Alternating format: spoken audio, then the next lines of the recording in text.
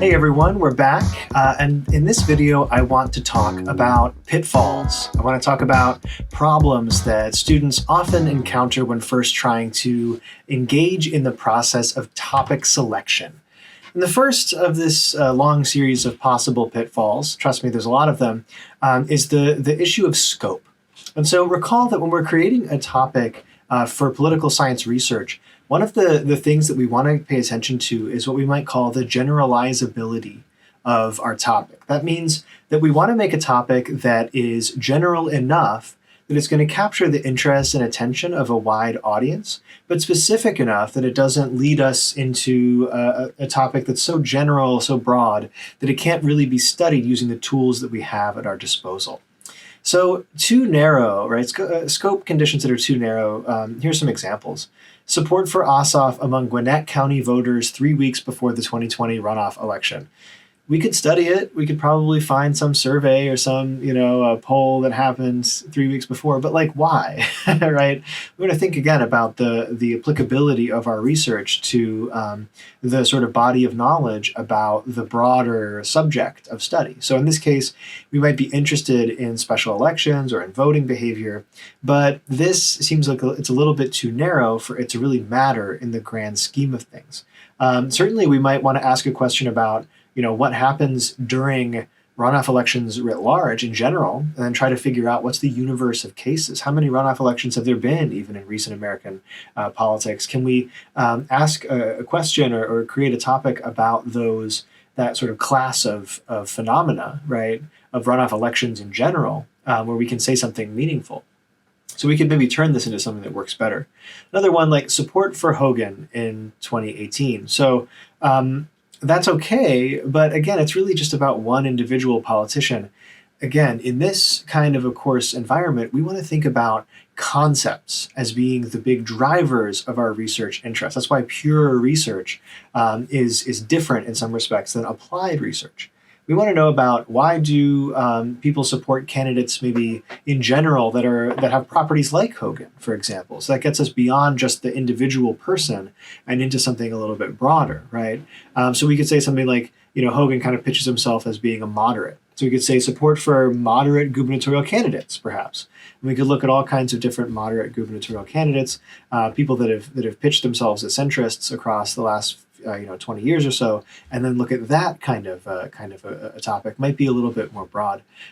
Roll call votes of Senator Van Hollen. So what has Senator Van Hollen done in Congress?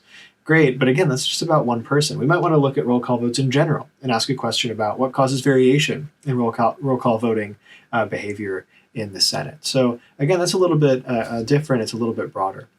But if we go too broad, we're also in some problematic territory.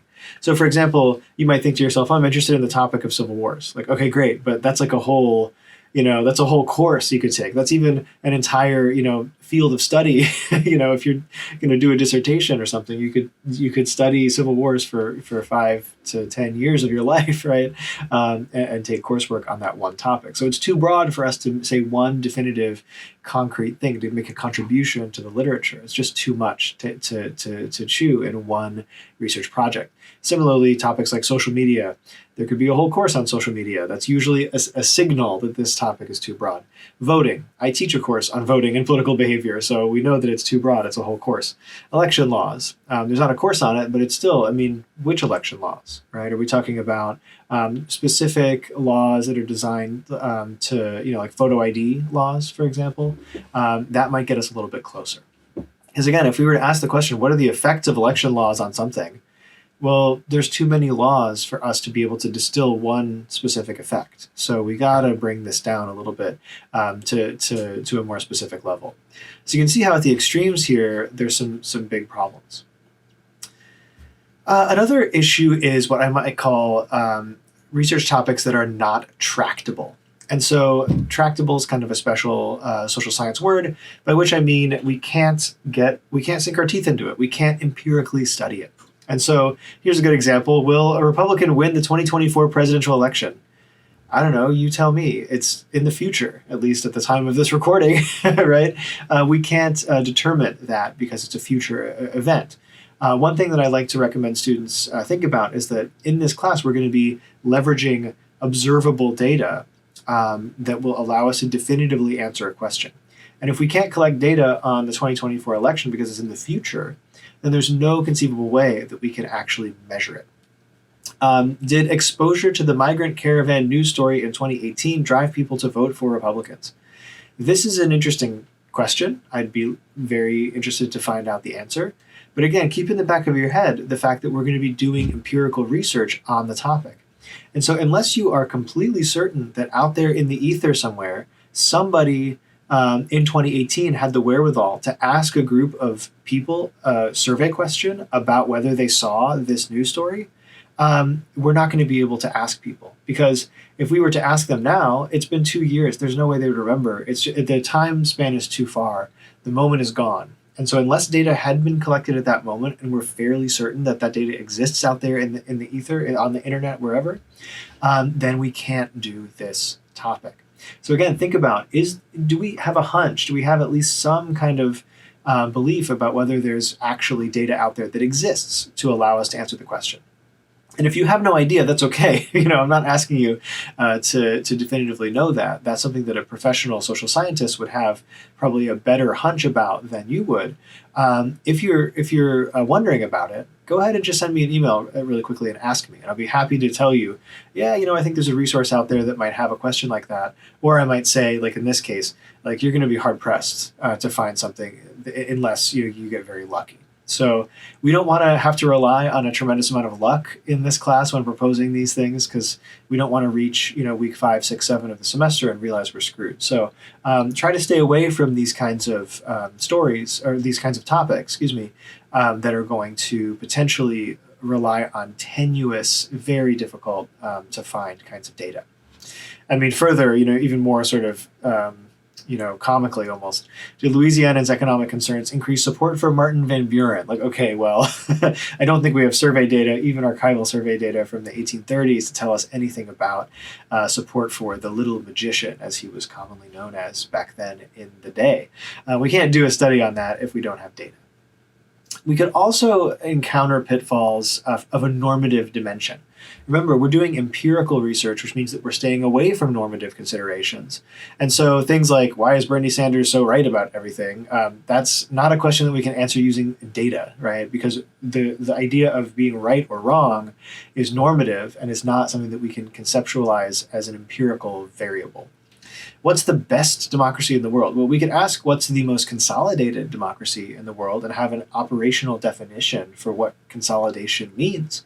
Do we have full enfranchisement? Do people participate in elections? Do we have a robust and competitive party system?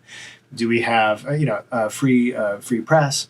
All those things might contribute to democraticness or democratic characteristics of a country. But the idea of a best is still too normative for us to really be on solid empirical ground. Finally, right, obviously, is China's treatment of the Uyghurs a genocide? The operationalization of what is or is not, what constitutes this kind of thing. We might feel very strongly about this topic, but labeling it like this, it becomes too normative for us to study. And so again, we need to think about the idea that these empirical sort of limitations, they do sometimes draw us away from some really pressing and urgent questions in the social world.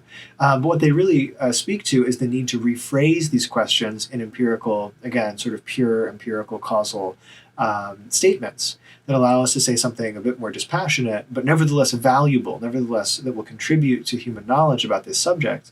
That will allow us to again, make an impact in the real world.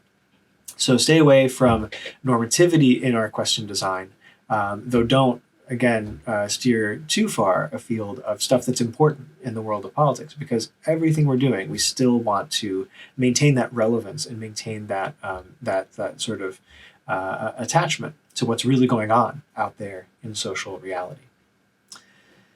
Here are some other pitfalls, and again, I told you there would be a number.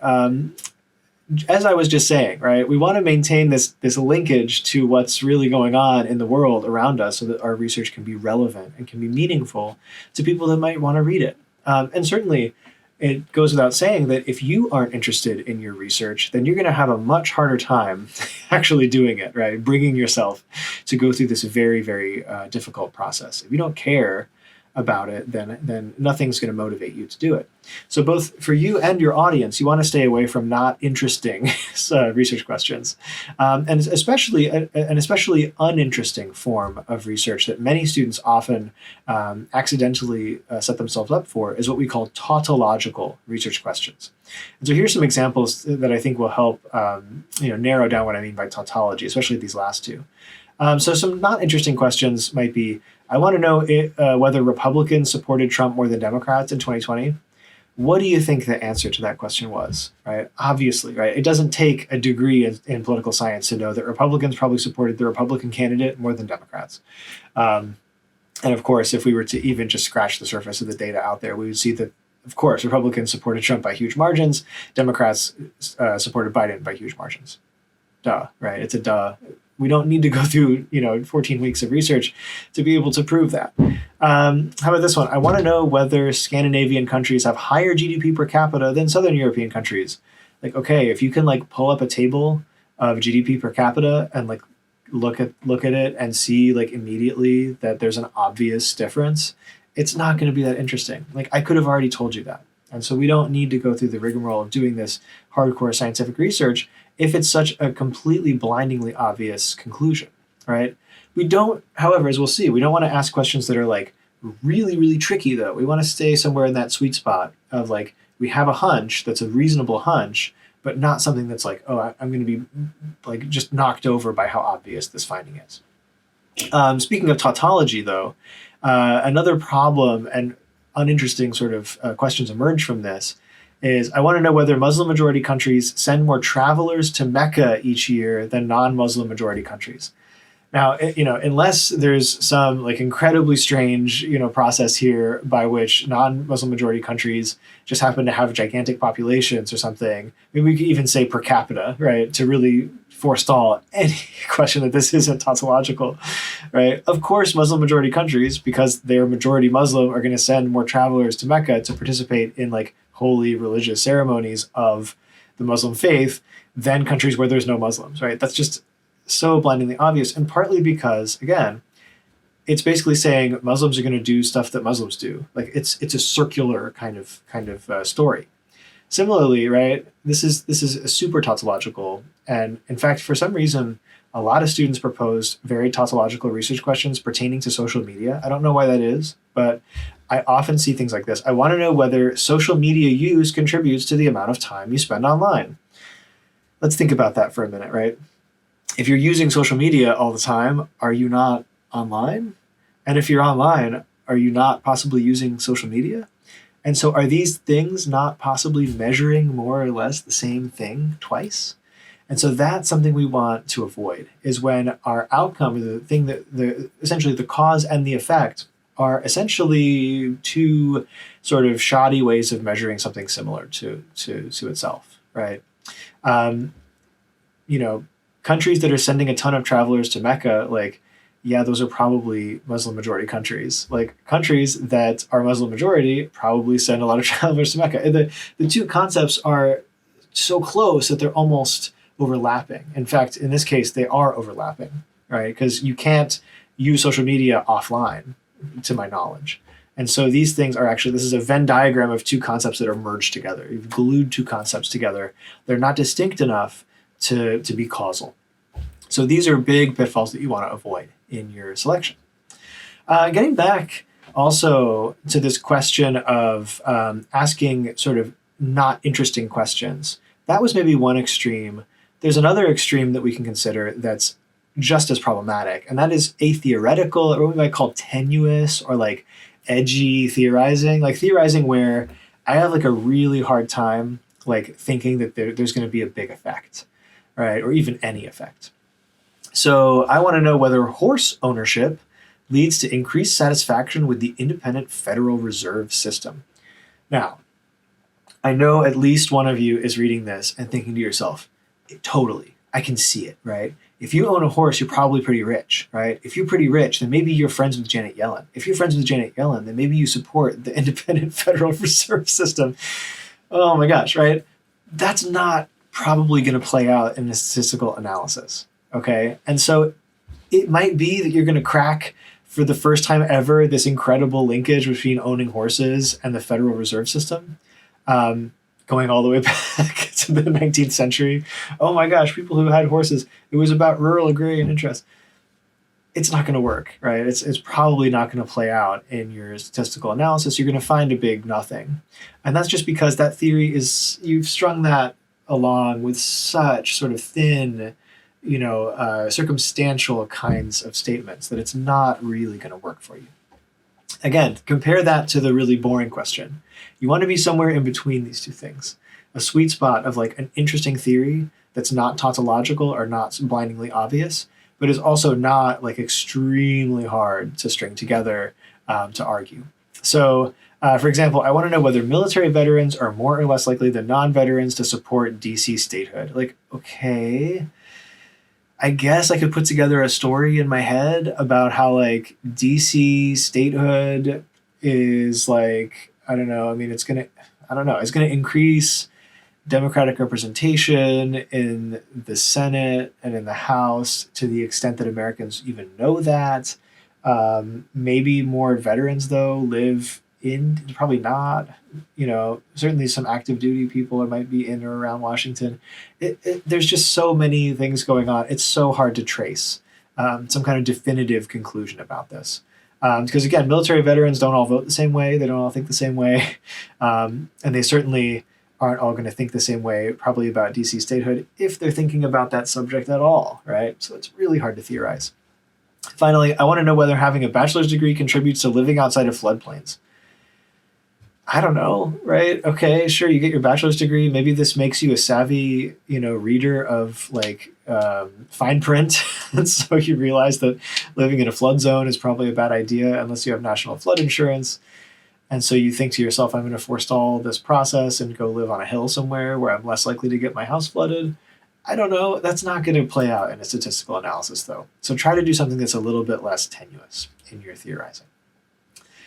All of these examples, I think, are really going to show you that there's many, many, many research projects out there that sound maybe interesting, maybe workable on their face, but like don't actually work for our purposes. And so if you're looking at your topic and you're comparing it to these examples and thinking, well, crap, like mine sounds a lot like these bad ones and not like a good one, don't get discouraged, okay? One thing that I've already been kind of working on in our discussion here is to reformulate these near miss kind of, well, some are near miss, some are big misses, but most of these are near misses.